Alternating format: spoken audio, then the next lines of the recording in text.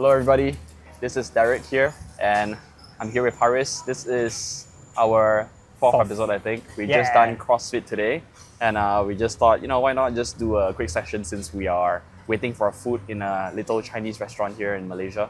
Today we're going to talk a little bit about, people always think about sales and marketing like a big journey. How do I get 1 million customers? How do I scale this to $1 billion, right?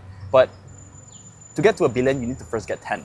So I think today we want to just discuss a little bit about and share a bit about how we got our first 10 customers in whatever businesses or projects we built in the past. I think before we even go there, I want to talk a bit about why we want to do this. Why think about just one customer instead of 100 customers? Because number one, it sounds a lot easier to do, right? One customer, just think about one. Instead of like, how do I get 1 million guys, 1,000 guys? Just think about one. How do you get just one guy? And I got inspiration from Noah Kagan's book, The $1 Million Weekend. He talks about how you can monetize your, just based on people you know. Just if you have an idea, instead of going straight into building it or go into like creating it, right? You spend like, 3 months and a lot of money to build it. Instead of doing that, why don't you just ask someone, your end user, would you buy this thing? If you would buy it, why don't you give me $1? $1. That's it, right? That is in a way your first sale already, right? And if people don't even want to give you $1 now, it's like, are they really even convinced about your idea? So it's important because I personally burn a lot of money in tech startups. I'm a SaaS guy. I learned to code because I wanted to build my own SaaS. The dream is nice, right? Own 2 hands, 1 laptop, with internet, you can build anything you want and then start making passive income from there, right? But it's not that easy. And the thing is that a lot of people think selling is like, I need to convince you. But it's just like, how you for example, Derek, hey, there's a beef noodle place, and then he brought me, and then I ate. And in a sense, he was selling me not even his product, but another restaurant food. Many of us are very confident selling someone else's stuff, but why don't you sell for yourself? Correct. Right? If you have an idea that you genuinely think will make, you see, for me, I genuinely thought the beef bowl was really good.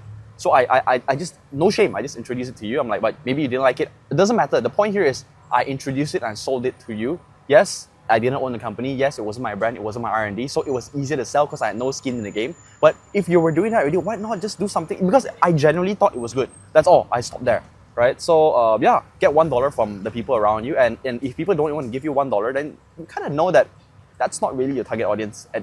So you learn something in the process as well. So so long story short, launch fast, go straight to your target audience, get them to pay you money, any small amount of money, just one guy, done, right? Start there. If you can't even get the first guy to pay you, then it's like, let's not build anything. Because I've learned it the hard way. I spent over 500K in the past few years building a lot of this kind of tech startups, and none of them really came to fruition. We built it and no one really used it. Point here is you got the money before building anything. Yes. Which I think, in my opinion, is very impressive. Yes, it is. Yeah. Just talking to the right people with the right pain points, and pitching the right idea to this person. Correct. These 3 things. He got $500 without building anything versus in the other end of the spectrum, his Udemy course that he was doing, he created it for 2 to 3 months and then sold it for 1 year, and all he made in that one entire year was $1,700. Don't want to rub anything on you, but it's okay. It's like lesson learned. He took lesson learned, but it's fine. Maybe in an alternate universe, the Udemy course could have been big. Yeah. Who knew, right? Yeah. But the point here is not about who knew. The point here is about cash in the bank today, right? I think thanks for sharing the experience. No worries. So what about you? So same thing. What is one thing that you built but didn't get paid customers, and the other one is I think one of the apps that we first built back in the days is this app called Pathforge. Have you heard of it? Have I told you before? I never told you about this story, right? Pathforge. What do you think of when you hear the name? Pathforge. Essentially it's like learning something to create your own path. Why would you think it's learning related? Because we are education. Because we're education guys. Education guys. Right? Pathforge. I mean, so it's quite rare to find people in education startups, to be honest with you, right? Most of the true. education guys are like traditional. In fact, we're in like Sunway here, right? The universities right opposite us. We're a beautiful city. But Pathforge is a way where we say, you know what? We believe that all the great material are already out there.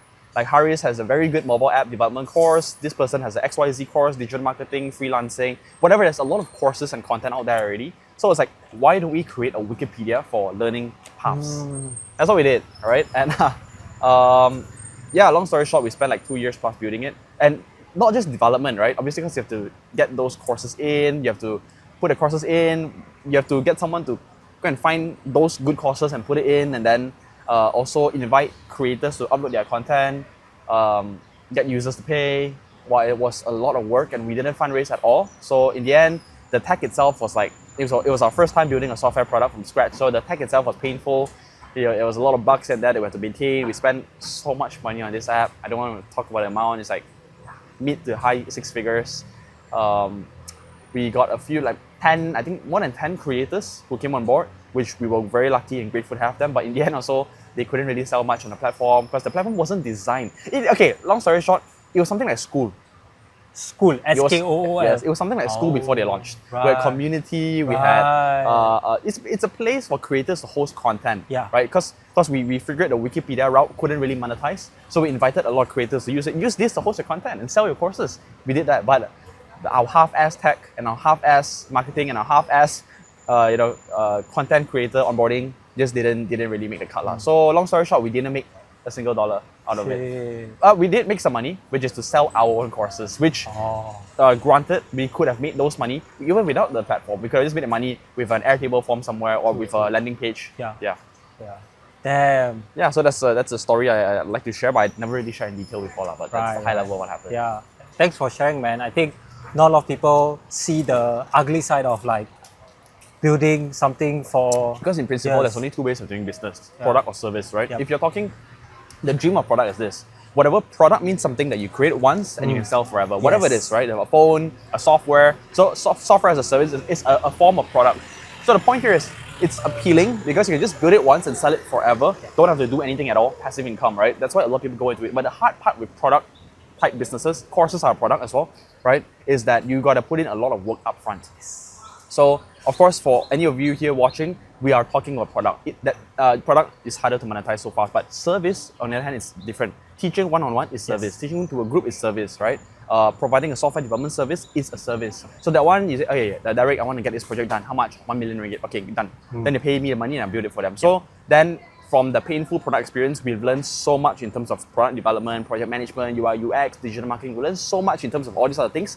We brought these skills over to start selling services to make money from there, right? So yeah, and painful learning journey, but I think because we came from a background where we don't have someone guiding us, I think we just learn everything. You, I believe, also learn everything yourself online. So granted, you will be meeting some obstacles, and this is just one way to learn them. And I think it made us a first principle thinker because now we know how to think for ourselves because we've been hurt by the pain. Yeah. Yep. Yeah, I think it's something that I think everyone goes through. They realize like what you have been building might not be the one that's actually gonna be the first success. So then maybe you can share your first success where you... the first time I made money without... Yes. Okay, so I didn't really get the 10 friends thing because, like you said just now, we're so happy to share different things. For example, I share my gyms to you, my CrossFit gym. Right? I introduce my MMA gym to you. Yes, correct. I bring you to my pickleball court. Yes, right? I like to pitch stuff that I do on a day-to-day basis to my friends, but I personally don't like to sell my own stuff. So until today, I've never really sold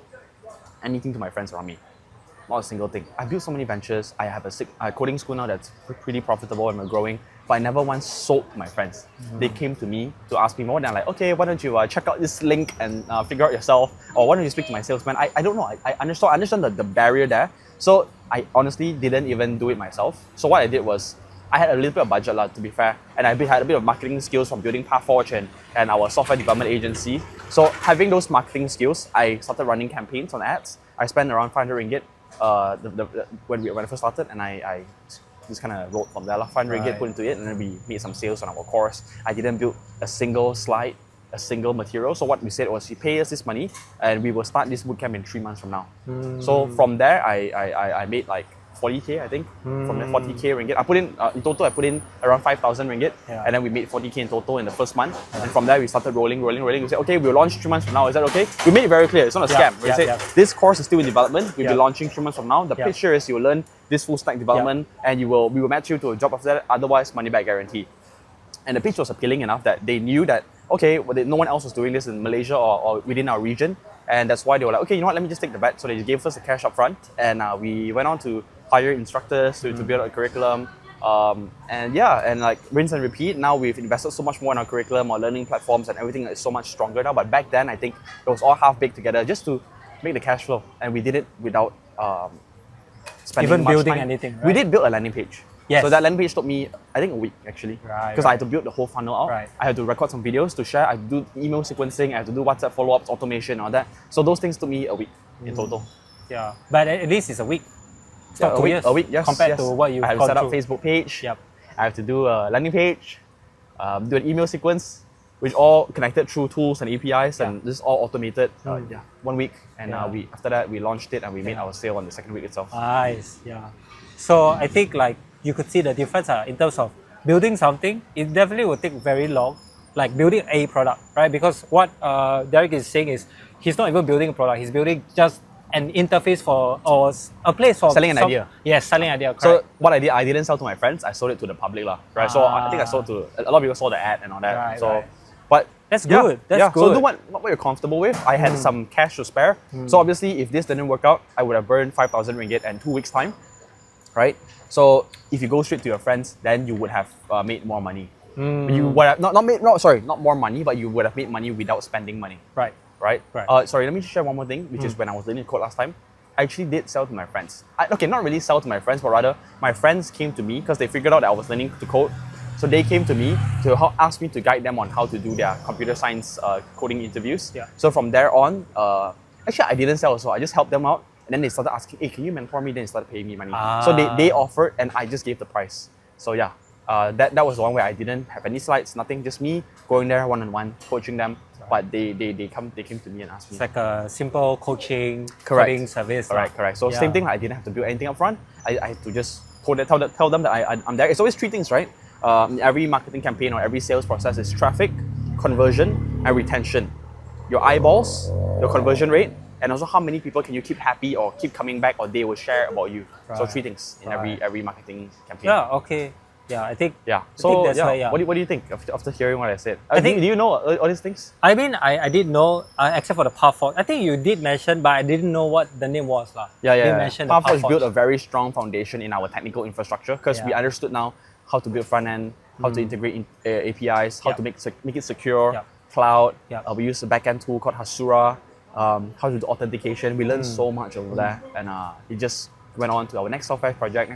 Right. So yeah, I think in many ways also, I think your Udemy journey, it's not a loss per se, No. because even though the money wasn't that attractive, No. but you learn so much. Yes. So they say, right, in your 20s you learn, Yes. in 30s you try and earn, Yes, right? yes. So if you don't get to earn, you make sure you're learning something, Yes. right? So in this case, I think at least you learn, but of course in the best world is you learn and you earn together. Correct. Yeah. Yeah.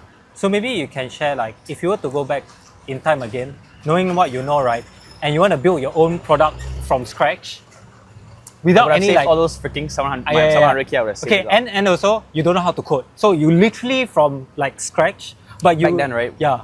So what would you do differently, or what would you start first? Yeah.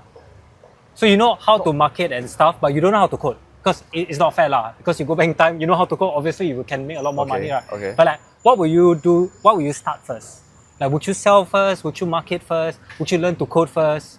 Yeah. Oh, that's a very good question because I'm 27, 26 plus 27 now. Yeah. If I went back in time, I was 22 years old, dude. 22 years old, honestly, there was a lot. I think it was a good buffer period for me to learn things, to be honest with you. Just learn. I feel like that learning was necessary. Maybe I would have still spent time learning to code. I would have still spent time learning skill stacking, as I call it, Right. right? Stacking many skills on top of each other, digital True, marketing, tech, sales. I would have still combined all these skills Right. in a bundle. So I wouldn't have specialized, that's for sure. It's a very big dilemma in my life at that point was, should I specialize and go deeper into finance or whatever, one True, skill? right. Or should I just be a generalist and just Yeah. go full stack, Yeah. a full stack person, right? As they call it. So I think my parents and the society always says go and specialize on things, but I would have still learned how to code.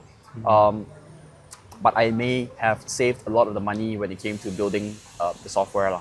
And trying to simply, because I was just very, very simply, I was like, how are you going to run a business if you're not even willing to spend money, right? That's my kind of Right, mindset. But I was like, actually right. now thinking back, there's a lot of ways where you could have just saved on a lot of money you didn't have to spend. Yeah. Essentially, if you could summarize this, it's to sell it to your to get Customers. one sale first. Yes, full yes, stop. yes, Don't correct. think about how do I get 100 sales. No, just no, get no. one sale first Yes. at the cheapest, fastest way possible. Yep. Get one sale in. Like right now, whatever idea you have, regardless if it's to start a blog, it's to run a job portal, it's to start a course, it is to start an affiliate marketing channel, to start drop shipping, whatever it is you're thinking of today, just ask your target audience one question. can you pay me? Okay, let's say I want to start a blog here that talks about self-development. Okay, I'm going to go out there and how do I plan to monetize? I plan to monetize this by, let's say, building a channel where we get a lot of subscribers and a lot of viewers, and then sell eyeballs to sell views to, what you call it, advertisers, right? Yes. So all I would do now is go up to any of my friends here working advertisements saying that, hey, would you pay $1 if I could promote you guys when I launch officially and put you guys as a premium partner? Oh, sure, Derek, go ahead, boom, I got my $1. You could do this right now. That's why Noah Kagan calls this $1 million weekend. Pick up your phone this weekend, write your business plan. Of course, he has a plan thing where you have to write out what are your plan, what's your offer, what's your stack, that kind of thing, right? Once you have that up, just call someone, pitch it to that person, get the dollar in, and boom, you know you got something already in the bank, and then move on from there. But he said, get your first dollar. Yeah. Get your first sale, basically. First sale. Yeah. Yeah. And like, how do you get these people? Friends. Reach out to the people who are most likely to buy from you. Friends. Right. No one else is likely to buy from you. No one else is likely to even consider you. Start from the friends first, build some traction there. Your warm outreach, right? People will know you first before you go to. There's two fruits here. One is low hanging, one's here. Of course, you go for the lower hanging one first, right? Get the warm ones in first. Then once you have, let's say you have 10 friends, right? Let's say 3 support you. Okay, Haris, come on, support you. Okay, you have 3. Now you have 3 testimonials. You need these testimonials to go out to the cold audiences who don't know who the hell you are, and you're like, okay, look, these 3 guys bought from me. This guy is a founder of X. This guy is a millionaire. This guy's okay, these are my friends. He doesn't need to know that, right? But the point is, you'll see 3 success stories. True. Sorry, 3 testimonials, not success stories. Let's put it this way, right? The reason why I went to code is because I went to business events, and there's 10 salesmen there and one person who can build. Right. So salespeople can just talk very well. No shame to salespeople. You guys are amazing. Sales is very important, right? I'm just saying, if I could stack a skill, I would stack code first. True. For me, right? Because sales is everywhere. Yes. Yeah, I would bring you on board to be an insurance agent or whatever. Yeah. Just because you can work for free and I'll pay you by commissions. Correct. That's it. Correct. Anybody can be doing that. Yes. So, I'm not saying it's bad to be a financial advisor or whatever, but the point is, if I could go back in time, I would still focus on building a technical skill first. But I would not neglect sales. True. T-shape, right? T-shape, Yes, understanding sales. So I'm pretty good at sales now. Yep. I can close funnels. I'm good at marketing, right? But here, stacking those skills together. So I think, like, in essence, when you start a business, you need to know all the skills that you need. Yes, right? correct. Otherwise, you will be lacking one, and that's where. That's correct. In many ways, the kind of lean companies that we are running, we're not running like fundraise $1 million and build, hire 10 guys, 20 guys kind of thing, right? For us, it's like just a one-man show kind of thing. Correct. So we have to choose a path to start first. And back then, if you chose sales, you wouldn't even know what to sell. True. You wouldn't even know what to sell. You wouldn't know what goes into this thing that you're going to sell. You don't know. But that's why people who have good skills always stack it with something else, whether it's domain expertise in F&B, whether it's domain expertise in making matcha, for example, whether it's domain expertise in selling marketing services. You always need sales to stack with something else. You can't just sell sales unless you're selling a sales course. Yes. But if you're selling a sales course and you have nothing to back you up, you're also no point. True. Right? True. So yes, both things need to go together. Yeah. Stack your skills. And this is, of course, this thing we're saying now only applies to lean, like one-man show kind of companies, like very small, early stage, small time show. You're in a bedroom watching this kind of thing. Then this suits you. If you're like, you have a team, you have a family business, you guys have a lot of budget, then probably this wouldn't suit you that well because you have the cash flow already, and you can move so much faster that way. So it's different. And before we close this, do you think it's important to, what is the skill that you should learn first when you want to sell your product or sales or marketing, or everything? The skill that you should learn first. No, I always believe in T-shape. Yes. So I believe you need everything, but you need to be somewhat productively good enough in one thing first. Yes. And I think for me, right, I wouldn't say tech or marketing or sales. I wouldn't even say any of that. It's fundamentally, what are you interested in? What are you made for? If you tell me that you want to be a pro basketball player, I'm like, Haris, please, come on, let's just choose something else. If you, what was the quote again? If you ask a fish to climb a tree, it will spend its entire life believing it's a failure, right? So choose something that you have the traits for, something that you enjoy. Enjoy meaning you can go through, you don't absolutely hate it, right? If I ask you now, hey, Haris, there's a new skill now, eating shit every day, you make good money from it. You don't enjoy it, you hate it, you can't go far with it. So do something that you somewhat enjoy, right? And finally, also, it's do something that you can monetize. So if you say that skill is, I'd like to learn, I don't know, I don't want to give an example because maybe someone is making good money on it, but let's say something very weird like eating shit. Like what? Selling shit. No, not selling shit. No, it's like something weird like like what? Okay, I'll just bad example because I don't know the industry well enough, but something like, let's say sociology or pottery, I don't know, right? So if the chance to monetize having these skills is lower, I'm not saying sociology and pottery cannot make money, I'm just saying that the kind of demand or the GDP of this market is smaller than, let's say, tech or finance. Case in point, look at S&P 500, right? So the GDP for this market is a lot smaller. So I would then also not prioritize them. So do you enjoy it? Do you have the right trades for it? And how fast can you monetize it? Or how big the market is. How fast can you monetize it? How fast? A GDP is just a say on how big the market is. Yeah. But how fast can you monetize it is related to the market, right? Okay. Yeah, because if there's more money in the market, you're more likely to find someone to pay you. If there's lesser money in the market, it's harder to find someone to pay you. Yeah. So just like how it's easier to find someone in the US to fund your idea because the GDP there is so big, the investment, the fund, every investor there, the ticket size is so much bigger. Yeah. Versus in Malaysia, the ticket size is so much smaller, and we don't have much funds here for seed stage startups. So go somewhere where the money is at, and then chances are you are more likely to be lucky there. Yeah. Right. So yeah. Yeah. You enjoy it, you have right trades for it, and can you monetize it fast enough? And from there, choose your skill. Yeah. First skill first, monetize, then slowly learn the other skills like sales or whatever else. If you choose to start with sales, sure. If you enjoy it, if you have right trades for it, if you can monetize it fast. So I think sales do meet quite a few meet the monetize fast one, right? So you choose yourself lah. But fundamentally, always improve broadly everything. In today's world, you never know what's going to happen with AI, right? The ones who are able to pick up many skills, like if you can replace 2 guys' job, you yourself, you're going to be like, you're going to stand out. You can build things fast. You can stand out in the workforce. You're gonna be good lah. So this is my point on if you enjoy it. So the person who loves doing it would have made a market out of it. But if I followed your point, I wouldn't have done it because no one else is doing it. Your point is to see who's doing it, then follow ma. Right? So back then, I would never have figured this out if I followed your point. I wouldn't have been the one who created this. Then how do you know, even after many years of doing what you like doing, that is not making money, you stop doing it? Like I said, my trade was 3 things. Monetizable. So you do make money. According to my framework lah. Right. You make money, monetizable ma. How fast can you monetize, right? Yeah, but your framework was to see on LinkedIn who was the best paid thing, right? And this stretchy bendy thing would never be on that list. So monetizable is just make money lah, even though it's not a lot of money. Yeah. Right. It depends on, that's why it depends on the kind of goal that you have. But if I went to LinkedIn and search high paying jobs, then I would have missed out on this stretchy bendy thing. Or I see with cybersecurity job, I don't know, blockchain engineer jobs. I'll see those things. True. And do I enjoy it? I don't enjoy it. I'm just gonna. I don't know. Right. So I like to plan for the long haul lah.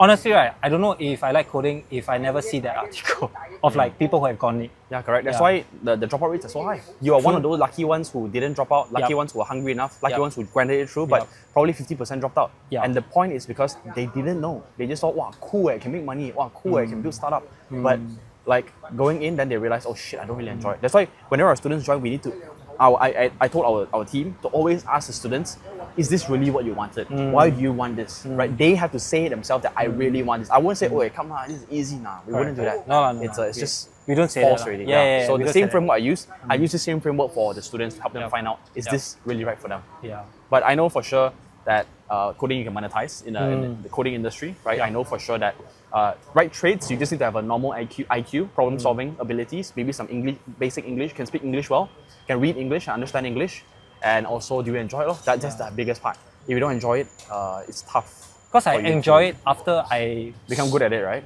Like saw an article, suffered, and then slowly become good at it. So I had to go through pain lah. Yeah, essentially. Of course. Yeah. True lah. I think like you have to go through. With most things, when you're learning, pain is necessary. Yeah. Whatever it is. Yeah.